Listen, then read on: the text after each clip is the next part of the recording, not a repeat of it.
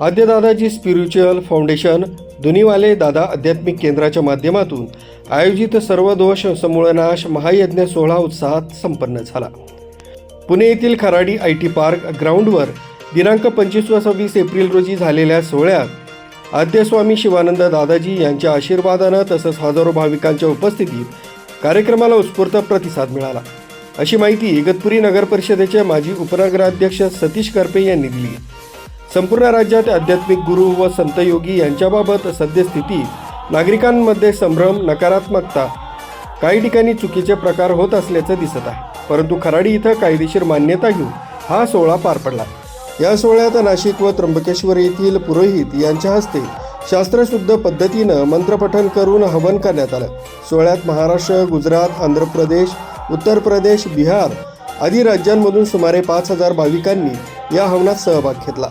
हा महायज्ञ सोहळा विश्वशांती, सर्वांचं कल्याण, अशा भाविकांच्या सुमारे 21 प्रकारच्या दोषांचे निराकरण, योग साधना, हवन, प्रवचन, सत्संग, भजन असे आध्यात्मिक कार्य सेवा करीत आहे।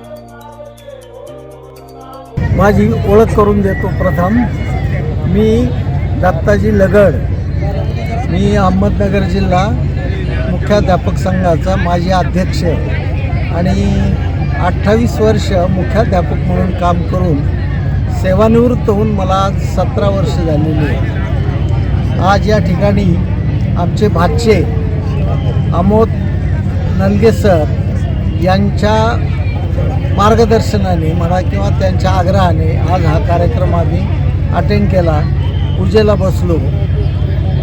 मला या ठिकाणी प्रथमच एवढं प्रचंड लोक जमा झालेले आणि एकदम नियोजनबद्ध असा कार्यक्रम या ठिकाणी पाहायला मिळाला। इथे मला अनेक गोष्टी सांगता येतील, पण मला असं वाटतं की पहिलं म्हणजे या कार्यक्रमाचं नियोजन। या ठिकाणी येणारा प्रत्येकजण हा स्वयंस्फूर्तीने आलेला होता।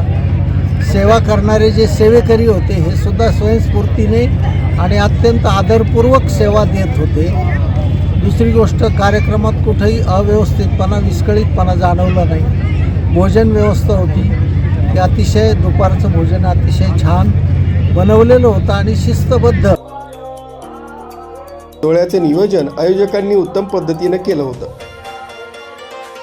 राजू देवळेकर, न्यूज 7 मराठी, इगतपुरी।